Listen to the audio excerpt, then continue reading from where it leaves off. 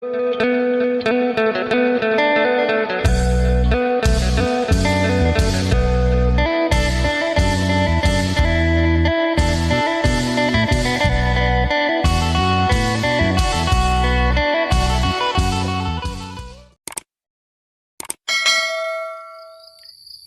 สบายดีและสวัสดีเด้อพ่อแม่พี่น้อง FC กันเมื่อสู่คนบ่ว่าทางฝั่งลาวทางฝั่งไทยหรือต่างประเทศยินดีต้อนรับเข้าสู่ช่องบ่าวจำม่ำอีกแล้วตอนนี้กำลังสิไปหับแม่เฒ่าคำอยู่เฮือนใหม่เนาะโดยบรรยากาศยาม6 โมงเช้า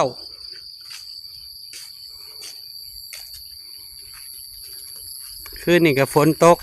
ไปก้านเขียดกับปานางในกบตัวหนึ่งแม่น้องตัวโน่เนาะบรรยากาศเศร้าๆจะไปหับแม่เฒ่าคำแม่น้องตัวโน่คนหนึ่งเขาแล้วก็สิบปนกบแล้วก็หนึ่งขายอดขาปานางคนเก็บมากินเขานำกันเมื่อวานนี้แกงหน่อไม้ซุ่มกันวันนี้กินปนกบพอดีมาฮอนเฮือนไม่เท่าตื่นแต่เช้าแท้ไม่เท่าไปเมื่อพุ่นหาย่านเจ้าย่าง ย่านเจ้าเมื่อยตาลุกแต่เช้าแท้เจ้าสบายดีไม่เท่าสบายดีหนึ่งเข่าแล้วบ่ชุกเลยบ่เมื่อบ่อยู่พุ่นบ่มืออื่นยังมือยังบ่พอหลดเนาะยังไม่พอลงได้อีน่าใช่ไหมหนึ่งเข่าลวกพักบ่โอ้ย7 โมงอาหารแล้วมืออื่นมาอีเรามาเด้อวะเพื่อมันเต็มรถสิก่อนได้เพิ่นสิมาพี่บ่แล้วบ้านนี่ใช่ไหมมือชื่นนั่นพี่มาบ่มาถึงตุนถึงน่ะเลยบ่ถึงวิวอะไรถึงจะไม่มือได้ตุนนอนอยู่ในนี้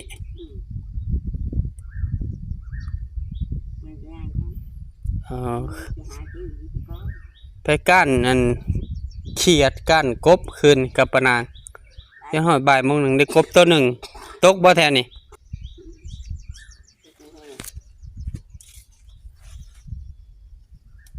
แกงหน่อไม้แน่วัน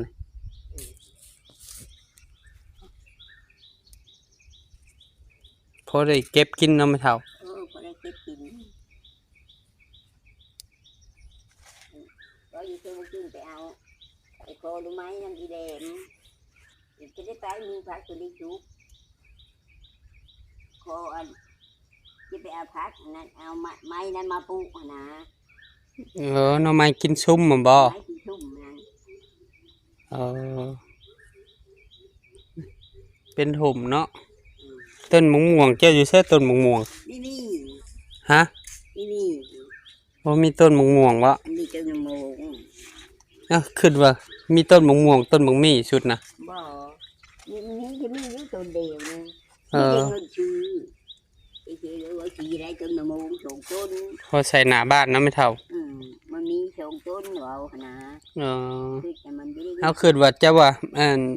ชีมานั่นชิมาเตาถ่านฮะญาติเจ้าหยางกับตุนวะก็เลยชิมาหับยังบ่ทันในพอรถมันบ่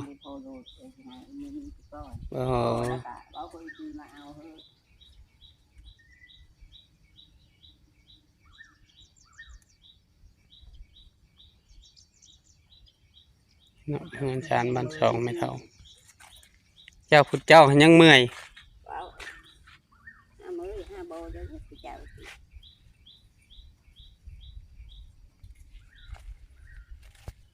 มักอื้อเจ้าก็งามอยู่เนาะนี่มักหุงเจ้าใส่แล้วบ่อน้ำนะได้ขึ้นมาใส่แล้วเนาะ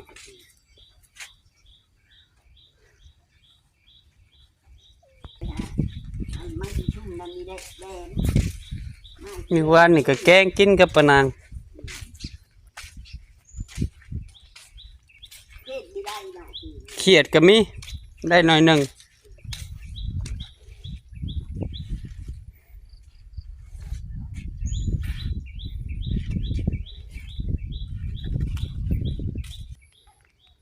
ใครแต่ฝนตกใส่เนาะสื่นหมดเลยพักเจ้าเนาะหัวสิงไข่ยังก็สื่นหมด เป็นมาได้เที่ยวเที่ยวมาพุด จะตื่นแต่จักโมงนี่แม่เฒ่า อีแต่5 โมง 5 โมงฮู้มื้อส่ำนั้นบ่แต่ละมื้อ เมื่อคนนั้นนะหำจะดู ฮู้มื้อเด็กกะลิซั่นเนาะนอนหน่อยเนาะ ใครพักตูมึงรู้ไม่เท่าเอาแจ้งแล้วบ่หัน เออน อนที่ถ้าได้แจ้งมึงตูก็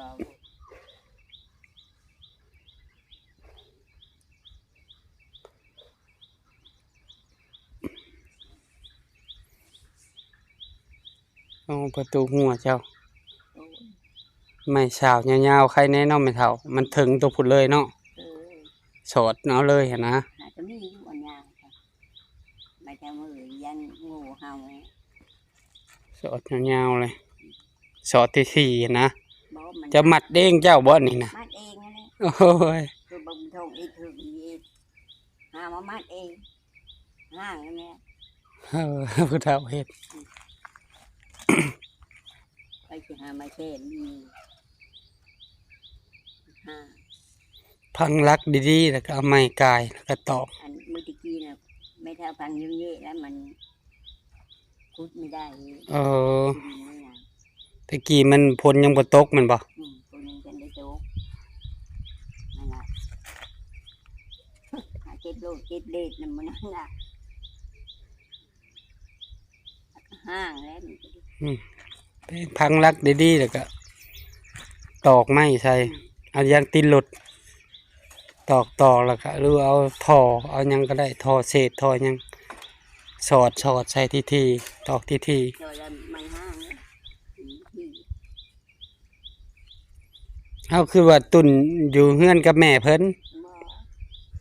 กินมันเท่า เออ แม่ก็อยู่คนเดียวมามือชื่อเนี่ยก็หาพื้นได้น้อยหนึ่งมือ โดย เอาอย่ามือนะพุทธานได้กินโลดได้ เออน อนพี่ชะก้อนมันมีนอน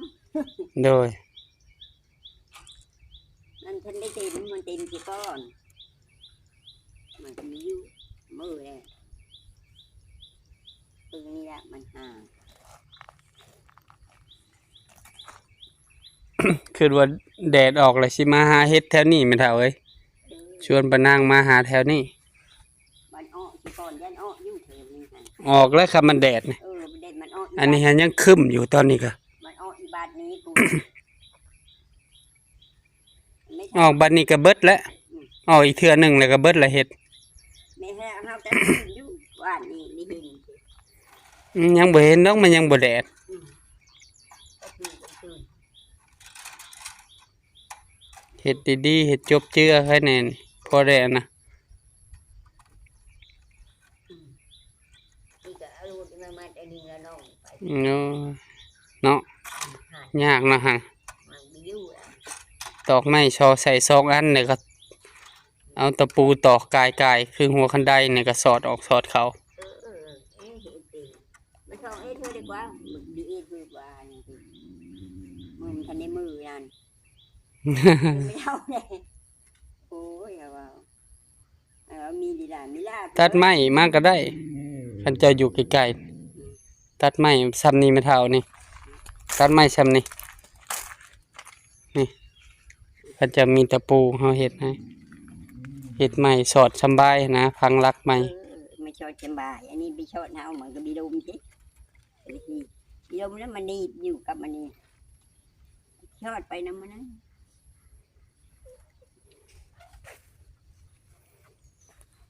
แม่น้องโตโน่ว่าเมื่อหับไม่เท่าไม่ย่าไม่เท่าจากมาว่ะก็เลยมาหับพอดีเพิ่นตัดพื้นอีกจักหน่อยมื้ออื่นพุ่นล่ะ แต่คืออีกมือนี้ก่อน ว่าสิชวนไปสอนคันอยู่พุ่นน่ะชวนน้องตุ่นไปสอนนะสอนอยู่บนไหหน้าผู้เฒ่าเฮานะย่านมีปลาดุกอยู่ฮะปะนางว่ะ นี่ ปลาดุกน้อย อายุมันก็ยังนี่บ่ มีชะโลลงมันก็ที่แล้วถูกมันมีชะโลลงเสีย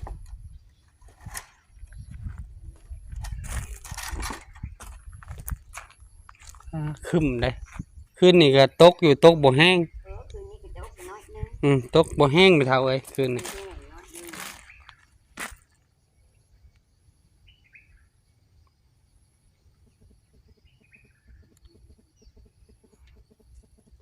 ยุงคือสิหลายไก่ป่ามียุงบ่แม่นเท่ากลางมุ้งบ่ กลาง กลางอยู่ อยู่ไกลป่า ฝากพ่อแม่เป็นกำลังใจแม่เท่าคำนี่เด้อพ่อแม่พี่น้องมาฮอดนี้บ่าวจะมั่มก็ขอบบุญขอบคุณพ่อแม่ FC ทุกท่านที่เบิ่งคลิปบ่าวจะมั่มแต่ต้นจนจบโดยบ่ข้ามโฆษณาเพื่อเป็นกำลังใจบ่าวจะมั่มเฮ็ดคลิปใหม่ๆออกมาให้พ่อแม่พี่น้องนะครับได้ชมขอให้พ่อแม่ FC ทุกท่านจงมีสุขภาพร่างกายแข็งแรงปราศจากโรคภัยไข้เจ็บคิดสิ่งใดก็ให้ได้สิ่งนั้นสมความมุ่งมั่นปรารถนาทำมาค้าขายซื้อได้ขายมาเฮ็ดธุรกิจอันใดประสบผลสำเร็จในหน้าที่การงานไปใช้มาใส่ตลอดปลอดภัยเด้อพ่อแม่พี่น้อง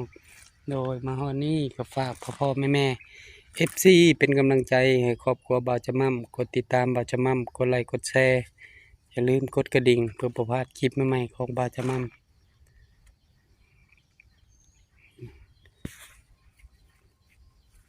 หัวไม่เท่า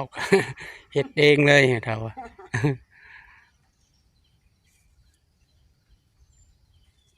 ตัดดอนได้ไม่เท่าตัดพื้นนะ โอ้ยหาจะเคยแถวนี้แล้ว ตัดใกล้ๆนี่แหล้วเนาะตัดเครือตัดอันนี้แหล้วเนาะ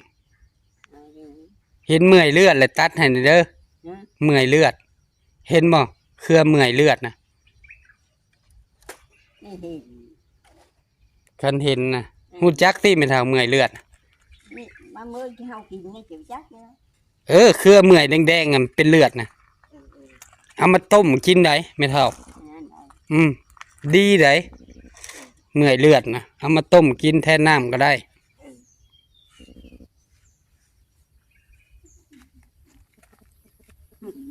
อ้าวมาไผจะไม่เท่า มันได้ลูกปะ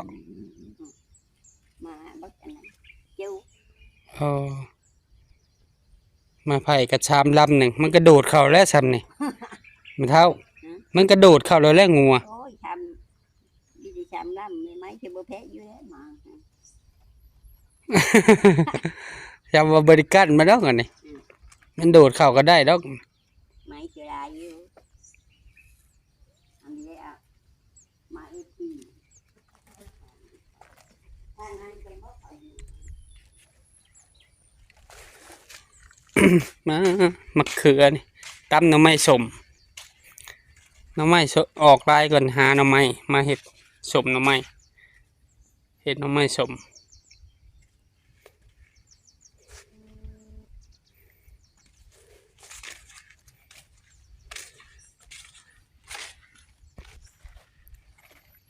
แล้วมีต้นมันน้ำเนาะไม่เท่าเนาะยานางก็เต็มพืชเลยเนาะไม่เท่า เห็นป่ะ ยานางเต็มหมดอยู่ในดินจัง ไม่ทำอะไรที่ค้าง เห็ดข้างบ่ฮะนะ และไอ้ค้างจะหน้า เดี๋ยวไว้โอ้ย้อนมันต้นมันขึ้นก็ห่วย โอ้ย พอได้ลวกกิน ได้ชี้คุมนึงดอกมันนึงมันมากค่อยมากนะมันต้นพระเจ้าเขาโฉนนั่นแหละ เออ มันได้คุดไม่ได้อันนี้ มังหุงนี่พันธุ์ใหญ่บ่จักนี่แม่นเฒ่าเนาะงามได้มังหุงเจ้านี่ ใหญ่อยู่ พันธุ์มังหุงใหญ่ ที่น่าเอามาเฮอกินเลยเพราะเราเก็บเอามาว่า เออ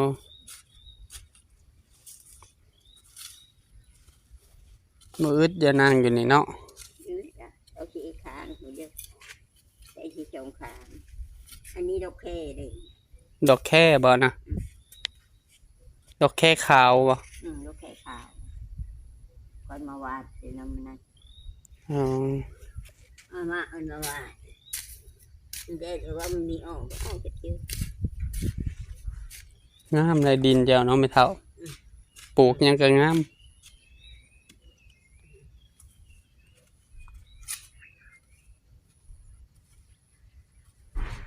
คนโจ๊กเทเลยแล้วคนโจ๊กคนขึ้นอีกแล้ว ไปพูดจะจุกอ่ะ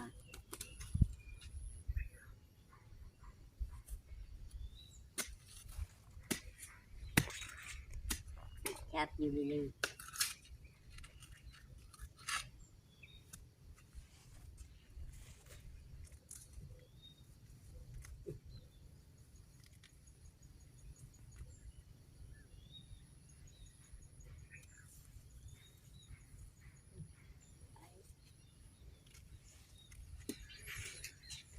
มันเครือคืนก็มี คือคือ ยานางมันก็เรือไปบอนนั้นบอนนี้เลย จะนั่งลาย อืม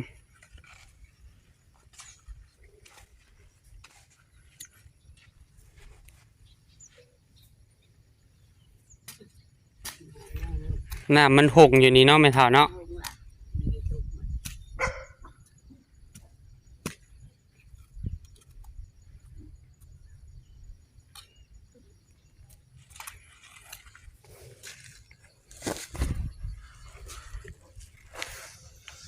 สิได้เมื่อยเด้อไม่เท่าบัดนี้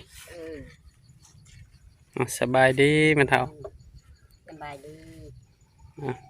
มื้ออื่นจึงมาใหม่ อื่นมาใหม่อื่นก็เมื่อแล้วมือ